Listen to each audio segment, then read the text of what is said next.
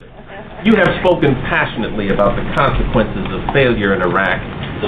Your critics say you failed to send enough troops there at the start, failed to keep al-Qaeda from stepping into the void created by the collapse of Saddam's army, failed to put enough pressure on Iraq's government to make the political reconciliation necessary to keep the sectarian violence the country is suffering from now from occurring. So why should the American people feel you have the vision for victory in Iraq, sir? Those are all legitimate questions that I'm sure historians will analyze. I mean, one of the questions is, should we have sent more in the beginning? Well, I asked that question, do you need more? To General Tommy Franks. In the first phase of this operation, General Franks was obviously in charge, and during our discussions and run up to the decision to remove Saddam Hussein after he ignored the Security Council resolutions, my primary question to General Franks was, do you have what it takes to succeed?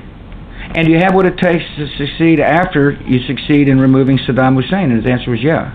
Now, history is going to look back to determine whether or not there might have been a different decision made. But at the time, the only thing I can tell you, Wendell, is that I relied upon our military commander to make the proper decision about troop strength. And I can remember a meeting with the Joint Chiefs who said we've reviewed the plan. I remember and seemed satisfied with it. I remember sitting in the PIAT, or the Situation Room, downstairs here at the White House, and I went to commander and commander that were all responsible for different aspects of the operation to remove Saddam. I said to each one of them, do you have what it takes? Are you satisfied with the strategy? And the answer was yes. Right before Thanksgiving, the president, after a routine NSC meeting, took Rumsfeld aside and they went into a little cubby hole off the Situation Room, and the president closed the door and asked Rumsfeld, what war plans do you have for Iraq? Rumsfeld believed all the Pentagon's war plans were cumbersome and outdated. And the president said, well, he wanted to examine those specifically for Iraq. The old Iraq war plans were kept in Florida at Central Command Headquarters, CENTCOM. Four-star General Tommy Franks was in charge. The challenge here for Rumsfeld is he's got a guy who comes really out of the classic Army background, who's going to think, yep, let's go in big and heavy. General Shinseki and Secretary of the Army White had no operational authority over specific war plans. This would be a game of one-on-one, Rumsfeld against Franks. The most recent Iraq war plan, based on the success of Desert Storm, called for overwhelming force, weeks of heavy air bombardment, and 7 months advance warning.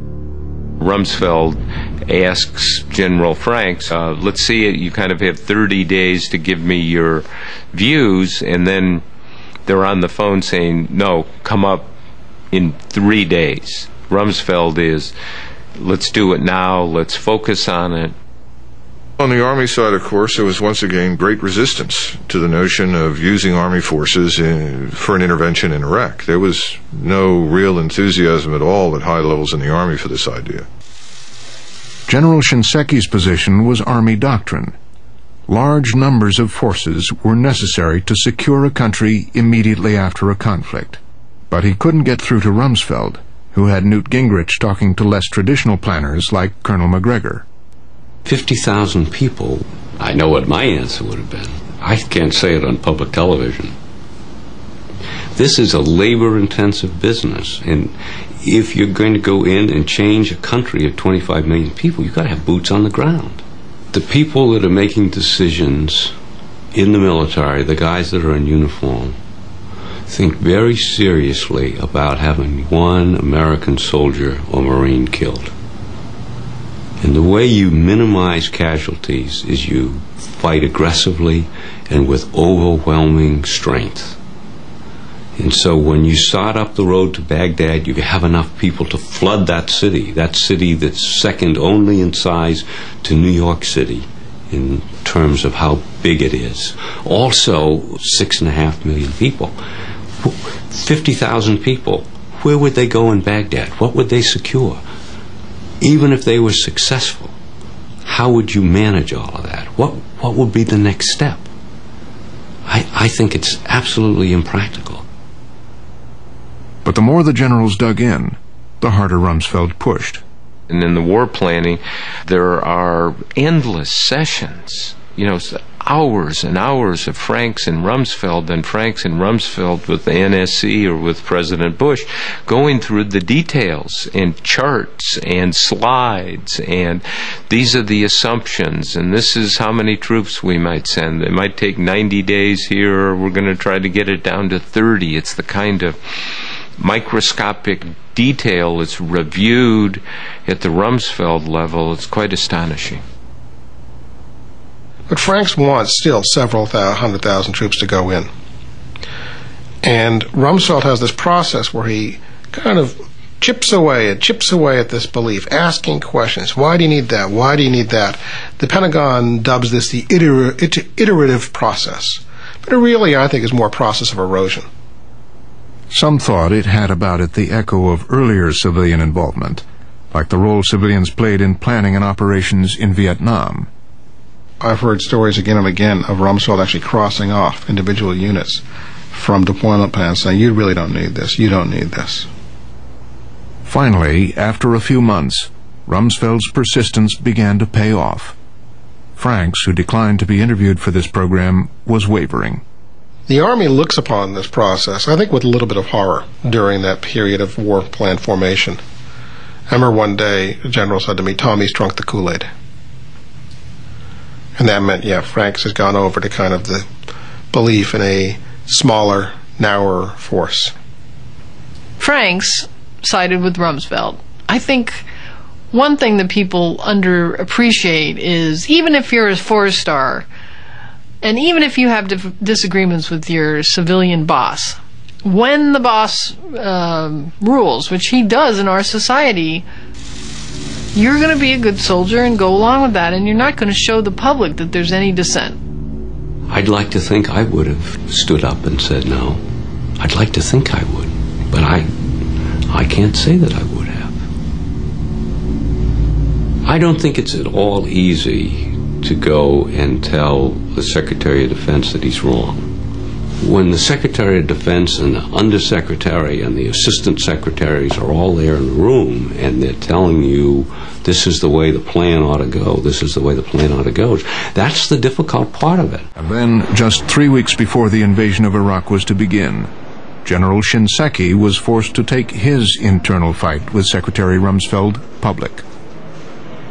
General Shinseki, could you give us some ideas to the magnitude of the Army's force requirement for an occupation of Iraq following a successful completion of the war?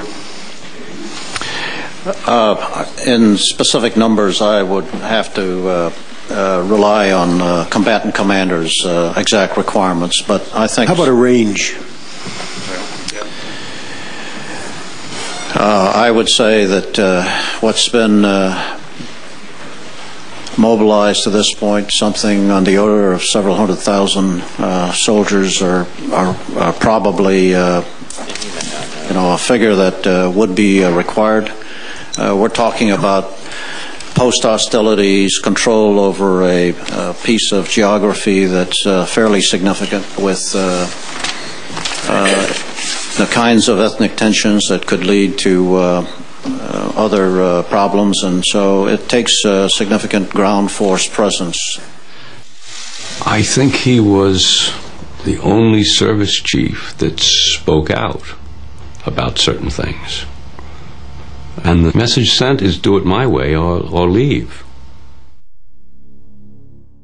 I just ask the American people to understand that the Commander-in-Chief must rely upon the wisdom and judgment of the military thinkers and planners. It's very important that there be that solid connection of trust between me and those who are in the field taking incredible risk.